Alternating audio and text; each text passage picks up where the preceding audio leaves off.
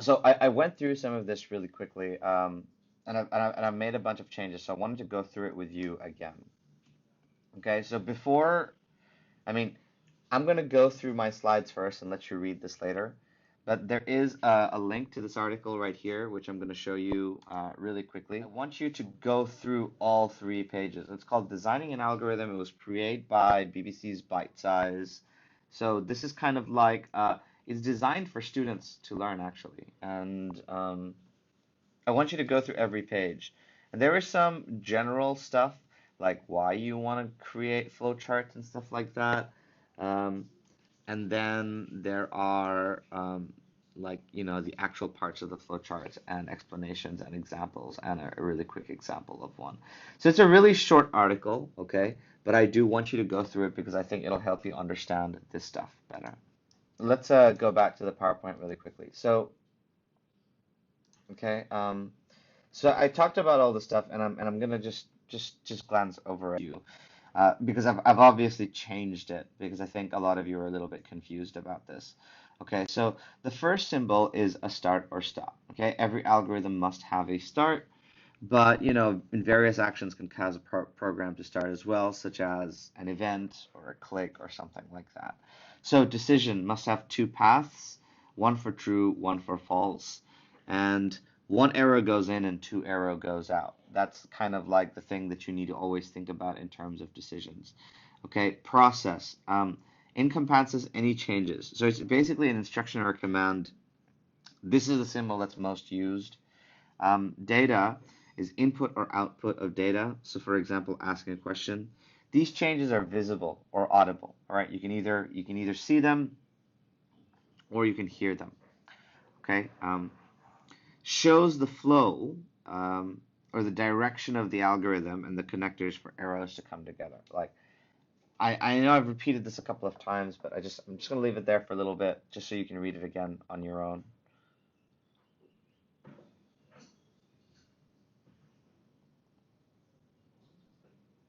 for about 10 seconds more.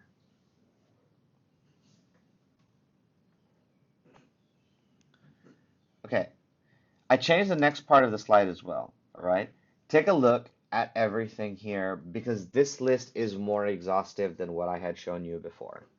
All right. So a start could be when green flag clicked. It could be when this sprite is clicked. It could be when space key is pressed. It could be when I receive a message.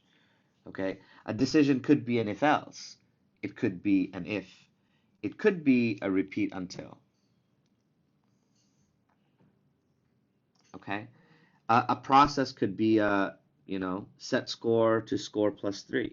A process could be a broadcast message. A process could be to like take the sprite to a specific part of the screen. A process could be like rotate the sprite a little bit. It could be any of these things. Okay? Data. It could be asking a question. It could be saying a question. It could be switching a costume. It could be playing a sound. Okay? And the other 2 things are the same. I think one of the things that people find the most difficult, well, hopefully, if I give you this, then you can always refer back to it as you're making your flowchart. And maybe it makes things a little bit easier for you to understand. Okay. Now, I think the thing that most people find the most difficult to really, really, really wrap their heads around, excuse me, is how do you use conditionals, right? How do you use this decision block to represent an if or an else on a flowchart? All right. And I do want to talk about that. So if I gave you a problem like this, all right, here's a word problem, and I asked you to convert this into a Scratch algorithm, you should be able to do that. All right. If I asked you to convert this into a Scratch algorithm into a flowchart, you should be able to do that. So let's take a look at this. It says create an application which asks the user to enter a password. If the user enters I love you, say login successful. Else, say login failed. All right. Now, I'm going to make this in Scratch for you, okay, really quickly, just so you can see what like my thought process of the entire thing. So I'm going to go ahead and take out this green flag thing. All right. I'm going to ask the user to enter a password. So very simple, right? Here we go. and I'm going to shorten it a little bit. I'm just going to say enter password. All right. And now maybe one of the mistakes that I've made in the past is I've used this answer block. Okay. The, never, ever, ever, ever use this answer block. Okay. I thought it was already clear to you guys from before, but maybe it wasn't. If you need to use an answer, go ahead and make a variable and store the answer of that variable into store that answer into the variable. So just created a variable called password, and I'll store the answer in password. Okay?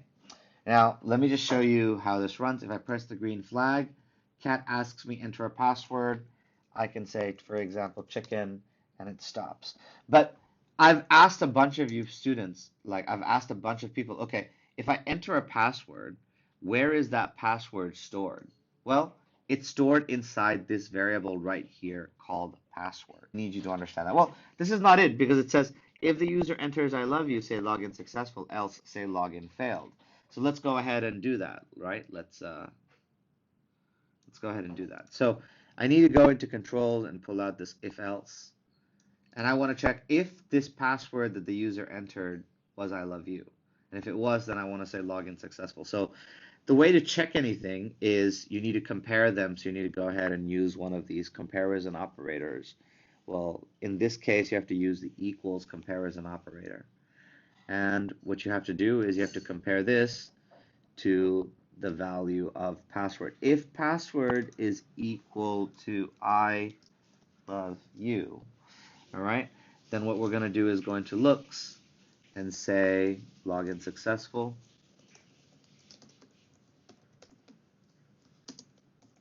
Happy face.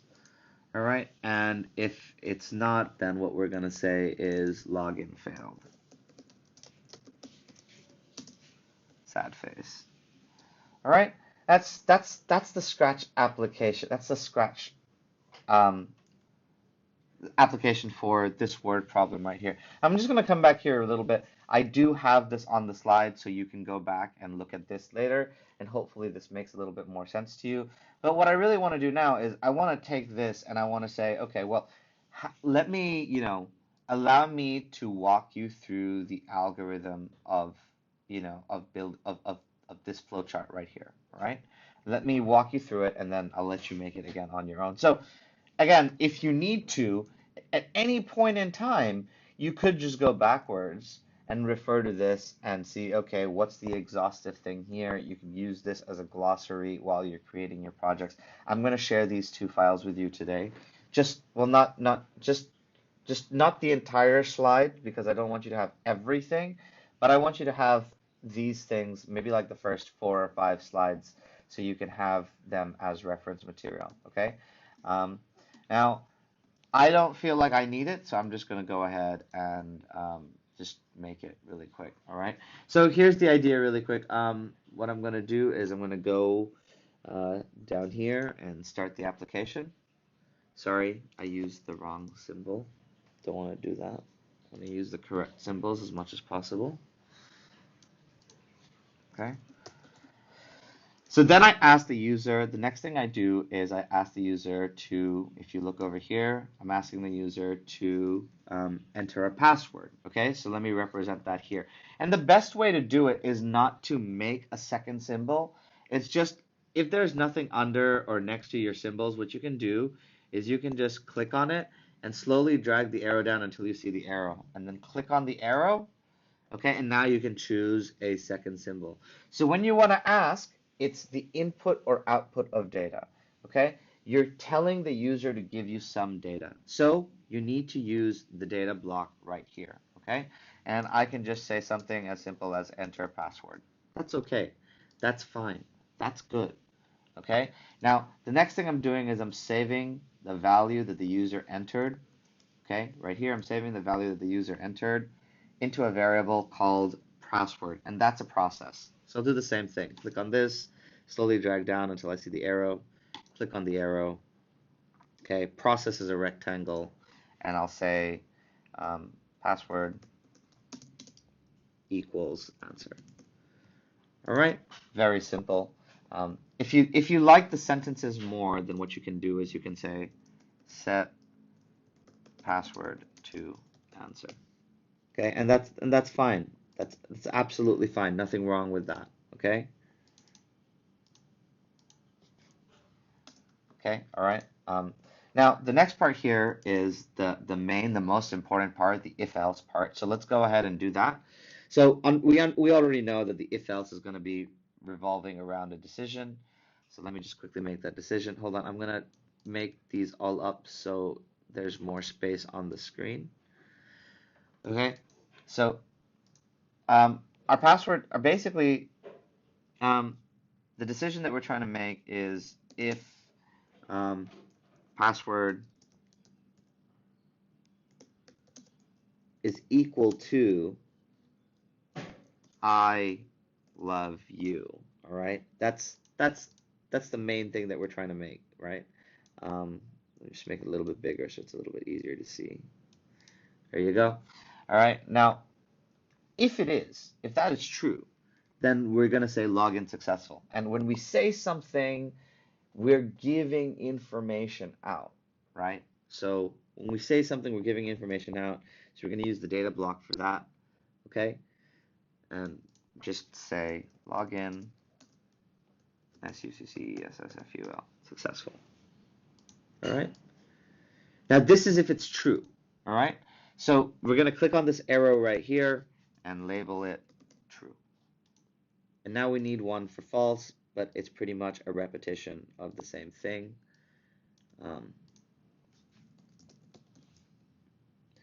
Sorry, I messed up the arrow there. Okay, and have an answer for the false, obviously, which is login failed. All right, that's it. Now we need to end. So I haven't ended here, and that's an issue. Now, realistically, what you could do is you could just do something like this if you wanted to.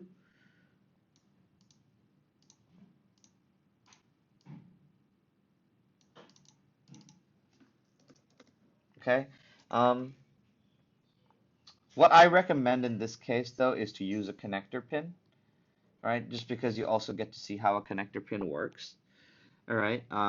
But you could just leave it like this. Now, some people seem like they're a little bit confused about things like this, and because they will be like, "Oh, Mr. Test, isn't this a repeat until?" Well, no, it's not a repeat until, because if you look at the direction of the arrows, there's one going this way and one going this way. Okay? One going this way and one going this way. It stops over here. See, this arrow terminates here, this arrow terminates here. All right? If you take this path, it stops there. If you take this path, it stops there. So the arrows don't create a loop. All right? Now, one thing that I want to point out is if you go down this path right here, you can see there's one arrow going into the decision, two arrows coming out. Right? Two arrows coming out. One arrow going in, two arrows coming out. One for true and one for false, and that always has to be the case. Let's go back to the PowerPoint. I do have this as a solution for you. In this solution, I've used a connector pin. I recommend that's how you should do it, but it's exactly the same, and it's there for your reference if you need it. All right. I also have this really dumb little note. Hopefully you can look at that note and read it, and then it kind of helps you understand this part of the flowchart a little bit better. Now, okay, the next thing that I want to talk to you about is the decisions. Again, they're the most complicated things, right? Nothing else in flowcharts is really complicated. It's just the decisions. So, excuse me for a second. Let me just hide that. All right. So, the next obvious part is repeat untils. How do we represent a repeat until in a flowchart? Well, let's do this in a similar way. Give you a word problem, okay? And I'm not going to walk you through this, okay? I'm just going to give you the solutions. So I'm going to read out the word problem to you. So create an application which asks the user to enter a positive number and keeps re-asking until the user enters a positive number. Actually, you know what? I will do this for you because there is this one stupid thing here that you really need to understand, and it's difficult to understand. So a lot of it's going to be the same. Okay, I'm just going to get rid of this part. Okay, and I'm going to go into variable number, and I'm going to rename this positive into number. Okay, so I'm going to, instead of saying enter password, I'm going to say enter positive number. Right? So I'm going to save number to answer. Okay, so you can see over here, for example, if I entered the number -300, all right, it actually stores -300. It doesn't ask me again. Okay, I want to create an application where it only allows me to enter a positive number. It doesn't allow me to enter a negative number. Okay, so the first problem we have to solve here is, okay, well, what determines whether or not a number is negative? And you think about it, and you probably take you a few seconds to come up to it, but eventually you'll get there and you'll say, okay, well, what determines the number is not negative is whether or not it's less than 0. Okay? So that's what you start off with. You need to determine whether or not this number entered was less than 0. Now, it seems like this is the logical way to go about it and say, okay, well, keep asking the user to re-enter a number until the number is positive. But actually, it's not. Okay, this is not the way to go around it. Okay, if there's ever a point where you keep asking, you actually do the asking part inside the loop itself. Okay, and that's confusing, and I understand that that's confusing, and that's why I wanted to go through this. Let me show you what I mean. So instead of starting off with this and this, what you would start off with right away is you'd start off with the repeat until. Okay, and we just figured out a second ago that if a number is less than 0, it's positive. So what we want is for that number to be greater than or equal to 0. Okay? So you can say greater than or equal to by doing something like this. If the number is, repeat until the number is greater than, or repeat until the number is equal to, right? So I will work this with you really quickly, and then I'll make it a little bit better. Okay, so I can put number in here, and put number in here. So repeat until the number is greater than 0, or repeat until the number is equal to 0. And I can put that whole thing in there. Okay? Now that's fine, but you know, it's really annoying. So I want to shorten this, and I just want to say, okay, you know what? I'm just going to repeat until the number is greater than -1. Boom. Okay? And that's the same thing, right? If a number is greater than -1, that means it's 0 or more, right? Okay? And then what you do is, okay, you say like, okay, well, what's the value of this number is greater than 0 at this point in time? Well, when the program starts, you know, this number should be this. Okay, so when the program starts, this number should be nothing, right? So what you can do is, it seems like you're comparing something that just doesn't make sense. And you're right, it doesn't, but this is how it's done. Okay, you just put this ask part inside, and that's it.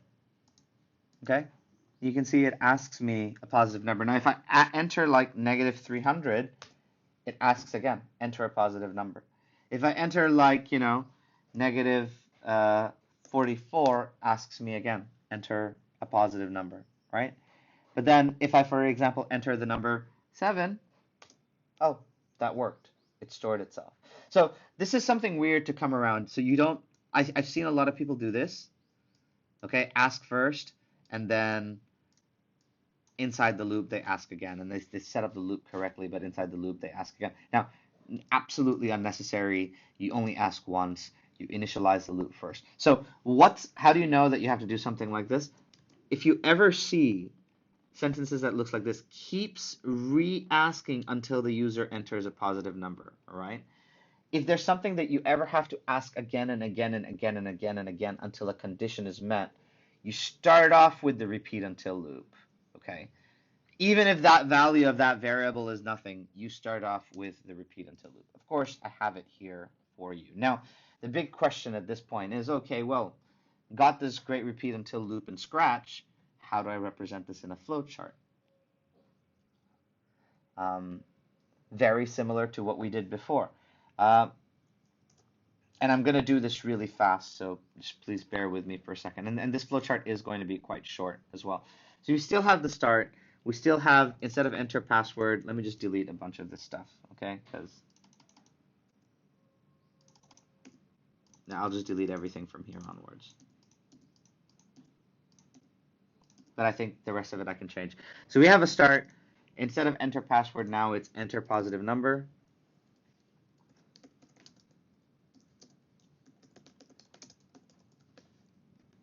Okay.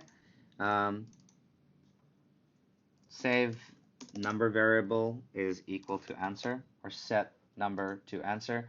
Now I want to check. So this is what I want to do, right? I want to repeat until the number is greater than -1. Okay. So my check is the number, okay, and this gets a little bit confusing when you create this into repeat until, because if this is true, then it stops the loop, right? But as long as it's false, it can continue doing the loop, okay? If this is true, it stops the loop, but as long as it's false, it can continue doing the loop. So what I guess you could do it as number is greater than -1, just for consistency, okay? And as long as number is not greater, as long as number is greater than -1, then if that is true, then I can end. But if that is false, then I have to ask again, right? Then I have to ask again. And if you look at this, you're thinking like, oh, yeah, so you're asking first and then you're making the decision. Yeah, okay, and this gets kind of confusing, okay? But essentially this is what it is. Sorry, just give me one sec. Let me just pull this out. There you go.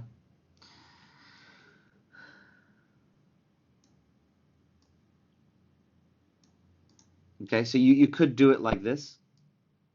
All right, so just go back and enter a positive number again. Is number greater than -1? No. Go back and enter again. Is number greater than -1? No. Go back and enter it again. All right, so this is obviously a false. And if it's true, then you just go down and you end.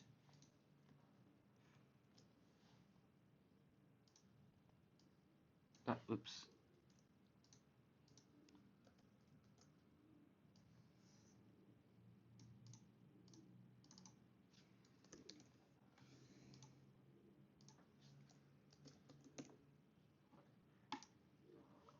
Okay, that's it. Okay, and this one you can actually see that it does create a loop because the arrows come down like this and then they go back to the top. Okay, watch that again. The arrows come down like this and they go back to a specific place. Okay, now do you have to create it this way? Well, no. You know, if you'd like, you can create it exactly the same way that you created the Scratch application, right? So instead of having these all here, okay, you could have it really messy. You could have the decision go first, because that's what the Scratch algorithm is doing, right? That is literally what the Scratch algorithm is doing. So why not make the decision first? You can do that as well. This is completely fine. In fact, this is preferred.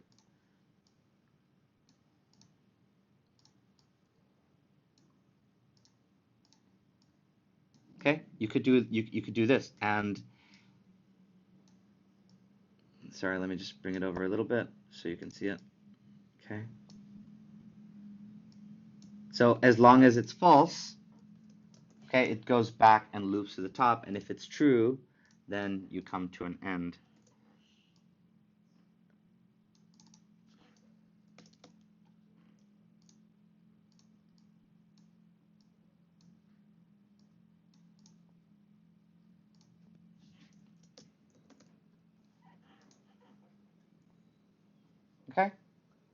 So look at that. So this is a different way to do it, and this one is different because instead of asking first, I did the decision first, and that's okay. Okay? So even this decision right now, you might be saying, oh, well, number, what's the value of number? Number doesn't have a value. That's okay. If number doesn't have a value, it can't be greater than -1, can it? Boom. There you go. All right. So again, I have it on the PowerPoint for you to, I have it in this format for you to kind of, understand it. Again, you could do it in both formats. It's okay. This is preferred because this is what it's like in Scratch. Sorry, I got that number a little bit wrong. It says greater than 0. It says greater than 0. Greater than 0 will only give you positive numbers. 0 is also considered a positive number, so I should have made it greater than -1, but that's fine. It's a tiny thing, right? And I have some notes here for you as well. So looking closely at the structure shown here, you can actually see the arrows creating a loop. So I highlight that the fact that the arrows are creating a loop in this little yellow shade thing. Okay, and this is how you know that it's a repeat until. All right. So that's it. That's some of the new stuff that I wanted to show you. I'm sorry, I thought that would take much less time. That's almost taken the entire lesson. Let me just stop it there.